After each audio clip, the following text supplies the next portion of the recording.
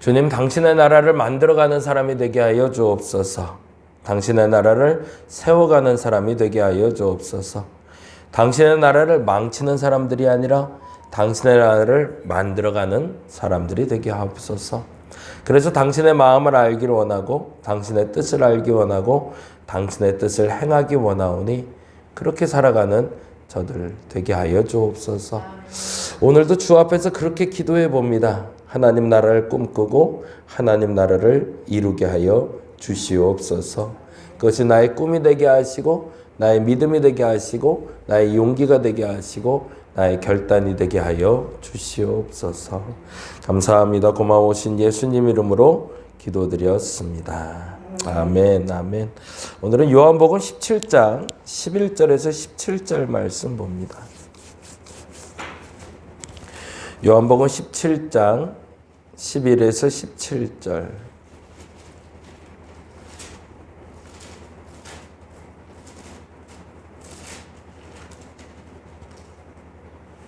같이 한 목소리로 천천히 읽도록 합니다. 나는 세상에 더 있지 아니하노나 그들은 세상에 있사옵고 나는 아버지께로 가옵나니 거룩하신 아버지여 내게 주신 아버지의 이름으로 그들을 보존하사 우리와 같이 그들도 하나가 되게 하옵소서.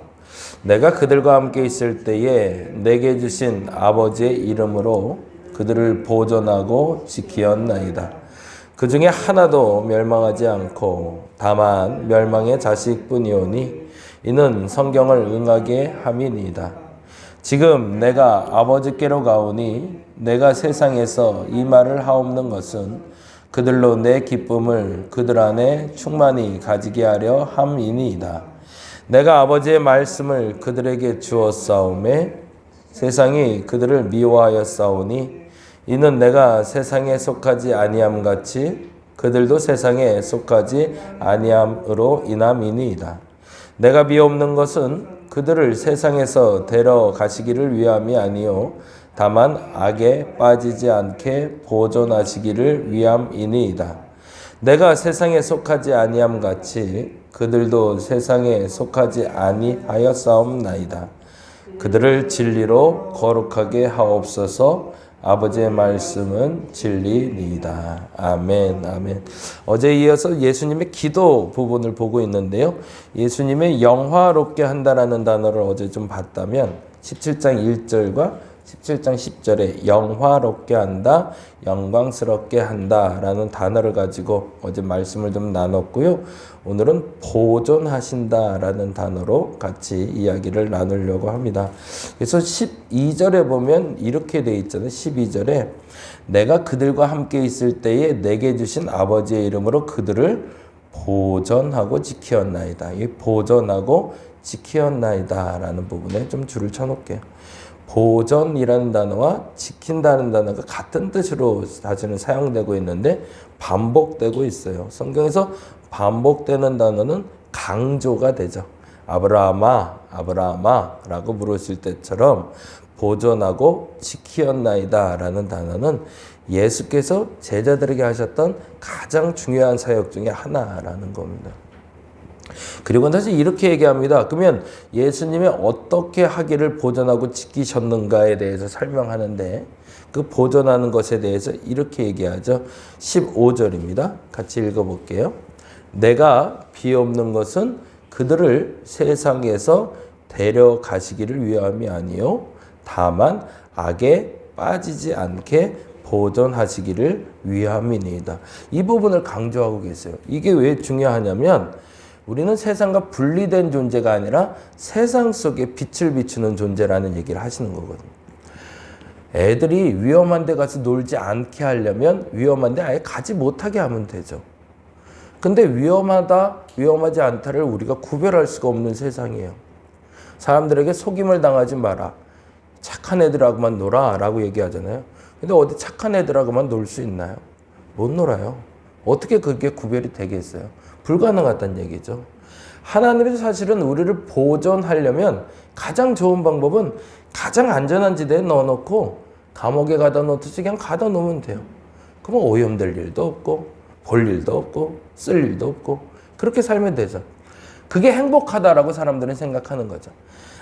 아무것도 어려움도 없고 고난도 없고 근심도 없고 걱정도 없고 세상에 불편한 거 불행한 건 보지도 않고 사는 것, 그게 행복하게 만드는 것이야. 그렇게 해서 시작된 게 불교죠. 불교에서 시타르타가 왕자였잖아요. 그래서 이 왕자가 세상에서 가장 고귀하게 자라기를 원했대요. 그래서 시타르타의 아버지가 시타르타를 왕궁에 가둬놓고 기릅니다. 왜? 세상에 생로병사를 보지 못하게. 그래서 그 시타르타 앞에서는 사람이 죽는 것도 보지 못하게 했대요. 아픈 것도 보지 못하게 하고. 왜? 그런 나쁜 것들을 보고 자라면 눈이 아니라 마음이 병들까 봐. 근데 그 어느 날 그 표현이 참 재밌죠. 그래서 불교에서는 그 얘기를 해요. 시타르타가 어느 날 성 밖을 보는데 라고 돼 있어요. 어느 날 성 밖을 봤더니 생로병사가 보인 거죠. 길거리에서 누워있는 사람들, 가난한 사람들, 아픈 사람들. 그래서 출가를 결정을 합니다. 그래서 불교가 시작이 돼요. 나는 행복하다 여겨지는 공간에서 살았는데 세상은 그렇지 않다라는 걸 알게 된 거죠. 종교의 시작은 어찌 보면 거기서 시작되는 것 같아요. 에덴 동산을 만드실 때도요, 철저한 안전지대잖아요. 울타리도 쳐 있죠. 하나님의 영이 임했죠. 하나님의 가장 좋은 것만 넣어줬죠. 근데 그걸로 생각하면 하나님이 주신 세상에선 그 완벽한 것만 있어야 되는 거죠. 그래서 우리가 거기서 질문을 던지죠. 왜 굳이 근데 그 안전한 데에 선악과를 넣어놨냐고. 근데 거꾸로 말하자면 그렇게 하는 것이 더 건강하게 지키기 위함인 거죠. 아이들을 건강하게 기르기 위해서는 아이들이 나쁜 것도 경험해 봐야 됩니다. 그렇다고 억지로 경험하게 할 필요는 없죠. 거기서 억지로 분리시킬 필요는 없다는 얘기죠. 그래서 하나님이 예수님을 보내신 것처럼 세상에 예수님도 제자들의 세상에 머무는 것을 인정해 주었다는 얘기입니다. 왜요? 그 다음에 이렇게 표현하고 있거든요. 15절 다시 한번 읽어보죠. 내가 비옵는 것은 그들을 세상에서 데려가시기를 위함이 아니오. 그러니까 데리고 가서 세상과 분리돼서 사는 게 아니라 세상 속에서 뭐 하라고요? 악에 빠지지 않게 보존하기 위해서. 왜요? 이유는 이렇게 되어 있네요. 16절 읽어봅니다. 내가 세상에 속하지 아니함 같이 그들도 세상에 속하지 아니하였사옵나이다. 그들도 세상 속에 살고 있지만 하나님 나라 백성으로 살고 있으니 그들을 내가 지키는 게 마땅한 것이고 그들을 빼내서 하나님 나라 따로 분리하고 세상 분리하고 사는 것이 아니라 세상 속에 하나님의 나라를 펼쳐나갈 수 있도록 만드는 게 하나님의 목적이기 때문이다라고 얘기하는 거죠. 저와 여러분이 그 부분에서 분명해지시길 바랍니다. 왜 이 얘기를 자꾸 얘기하냐면 교회가 자꾸 세상과 분리가 돼요. 그래서 욕을 먹게 되고 그래서 칭찬 듣지 못하는 그리스도인들이 나와요. 돈이 나쁜 게 아니죠. 돈을 잘못 쓰는 게 나쁜 거죠. 그래서 예전에는 돈 얘기를 못하게 했어요. 교회에서. 그죠? 저 어렸을 때도 목사님이 아예 강단에서 그랬어요. 강단에서 보험 들지 말라고. 어디 세상에 믿음 없는 것들이 보험 들고 다닌다고. 하나님이 보존하시고 지키시는데 어디 감히 보험 들. 그러니까 그 교회는 보험회사 직원은 올 수도 없는 교회인 거죠. 말도 못하고. 근데 마치 돈이 죄를 짓게 하는 도구이긴 하지만 때로는 돈이 나쁜 걸로 규정을 해놔서 그랬던 거죠. 아니요. 근데 세상 살려면 돈 없으면 안 돼요. 그 돈을 잘 쓰는 게 목적이에요. 그러면 교회에서 가르쳐야 되는 건 돈을 만지지도 마라고 말하는 것이 아니라 돈을 잘 써야 돼라고 돈을 잘 가르쳐주는 게 맞는 거죠. 주일날은 예전에 과거에는 TV도 못 보게 하는 교회가 있었어요. 그렇죠? 혹시 아시나요? 어디 가서 가게 가서 뭘 사지도 못하게 했어요. 그래서 주일날 장을 못 보니까 토요일날 가서 장 봐왔어요. 주일날은 아무것도 상거래도 하지 말라고 그래서. 그래서 그분들이 있어요. 주일은 거룩하니까 거룩을 지키기 위해서 그런다고. 근데 그것이 거룩을 지키는 게 아니라 이걸 지금은 알죠. 왜요? 그렇게 하는 게 거룩을 지키는 것이 아니라 세상 속에서 그리스도인답게 사는 게 지켜내는 것이고 그리스도인답게 사는 것이 어떤 것인지가 교회의 진정한 가르침이기 때문인 거죠. 그러면 그리스도인답게 사는 게 뭘까? 그게 어제 말씀드렸던 거룩을 지키는 것, 곧 성령의 9가지 열매가 드러나는 삶을 살아내는 거죠. 그래서 돈을 어떻게 쓰냐? 어떤 곳에서 일하냐? 술집에서 일하냐? 술 파는 일을 하냐? 아니면 이런 담배를 피냐? 안 피냐? 이런 걸 다 떠나서 그 사람의 그 행위 이전에 먼저 뭐를 보라는 거죠? 그 사람의 마음을 보고 그 마음을 통해서 그리스도인인가 그리스도인이 아닌가를 판결하라라고 얘기하는 거죠. 근데 그럼에도 불구하고 이렇게 우리가 좀 다시 한번 점검해야 될 게 갈라디아서를 보시면 그게 더 분명해지는데 갈라디아서를 잠깐 한번 보고 마무리할게요. 갈라디아서의 성령의 열매 9가지가 나옵니다. 그리고 나서 그 열매에 대해서 이렇게 표현하고 있는데 5장 22절 23절입니다.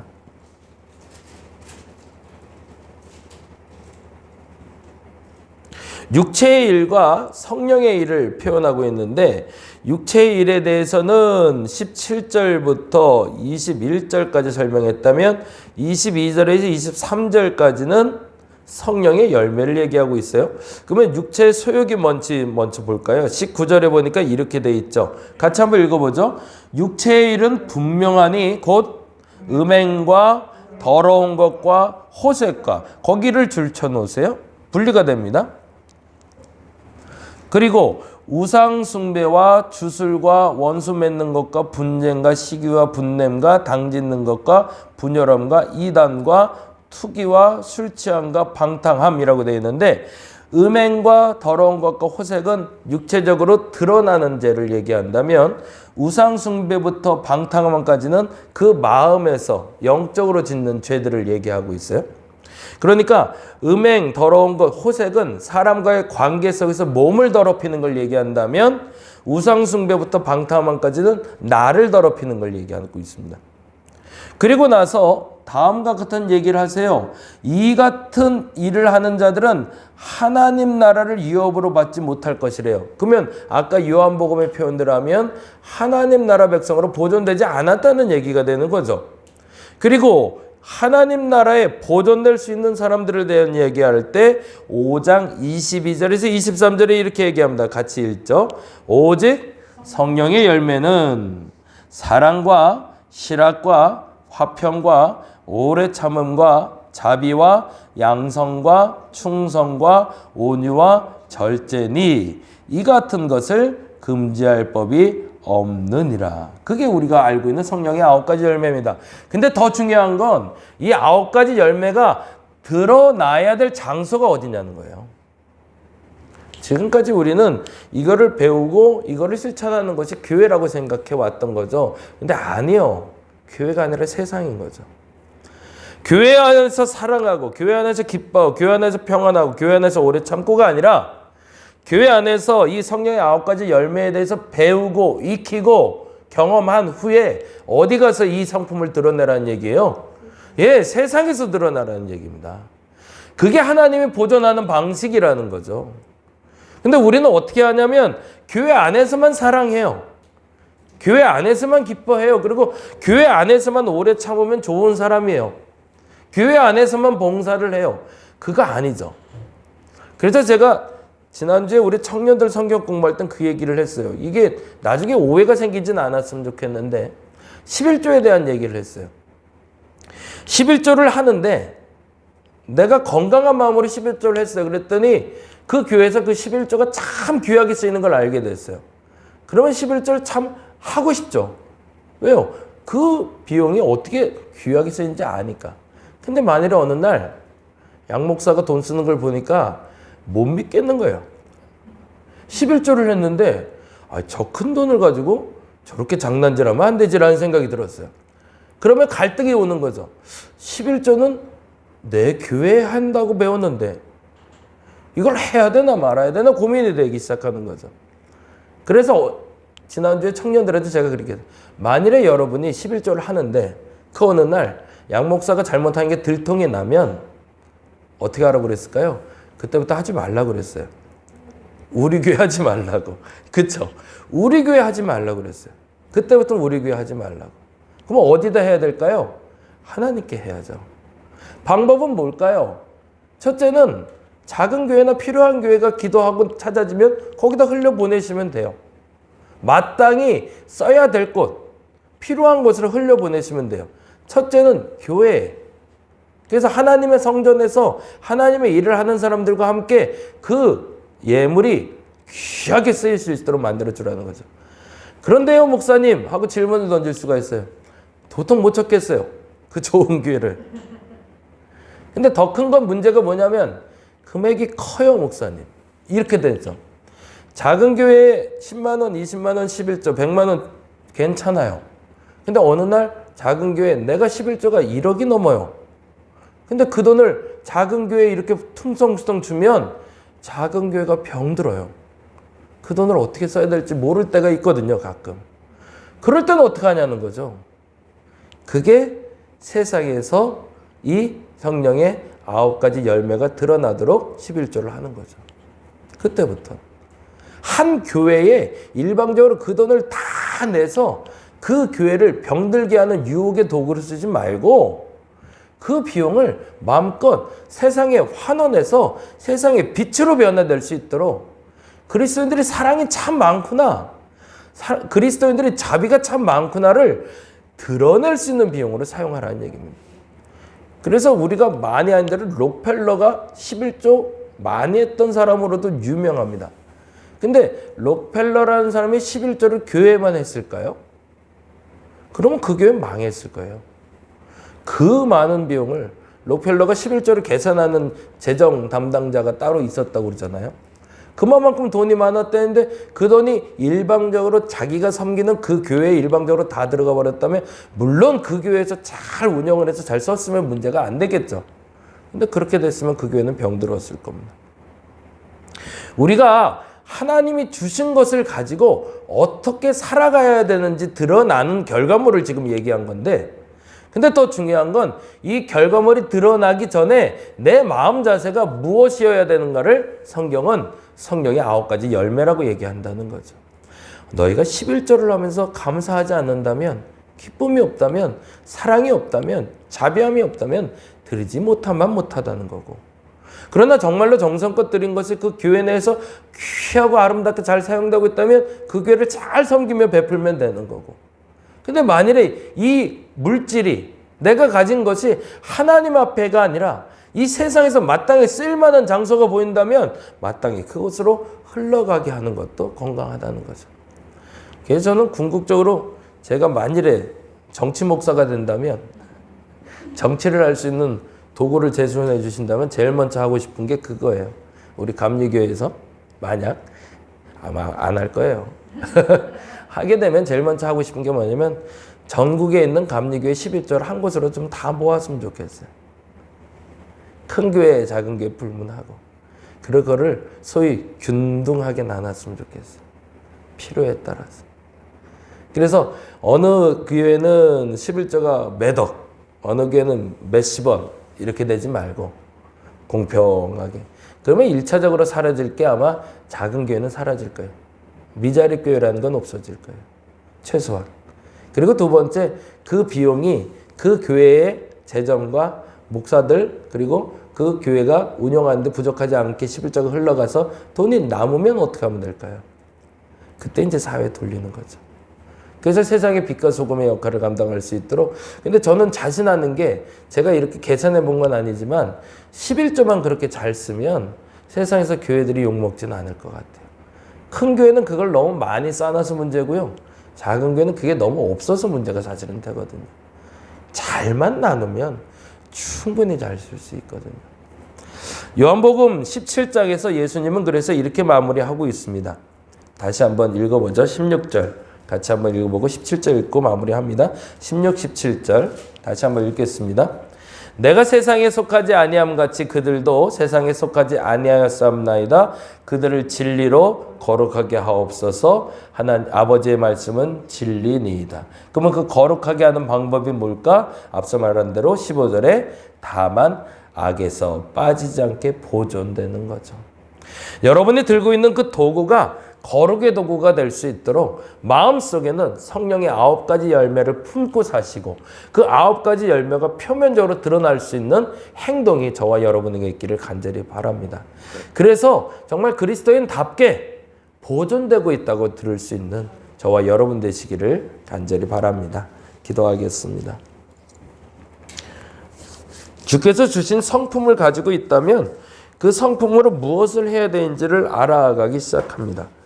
가장 건강하게 당신이 주신 도구를 사용하는 저들 되게 하여 주옵소서. 그것이 물질일 수도 있고 그것이 건강일 수도 있고 그것이 때로는 누군가를 섬기는 일이 될 수도 있는데 무엇보다도 그 중심에는 성령의 9가지 열매가 드러나는 삶이 있게 하여 주시고 무엇보다도 우리들의 물질은 하나님 앞에서 교회에서만 사용되는 것이 아니라 세상에 정말 아름답게 사용되는 물질이 되게 하여 주옵소서. 내 손에 있는 물질이 병들면 내가 병드는 겁니다. 그래서 신앙의 척도를 감히 돈이라 말할 수는 없지만 대부분 돈으로 그 신앙의 척도를 분별해낼 수 있습니다. 내 안에 그 돈이 성령의 9가지 열매로 잘 사용되게 하여 주시옵소서. 감사합니다. 고마우신 예수님 이름으로 기도드렸습니다. 다 같이 기도하고 돌아가겠습니다.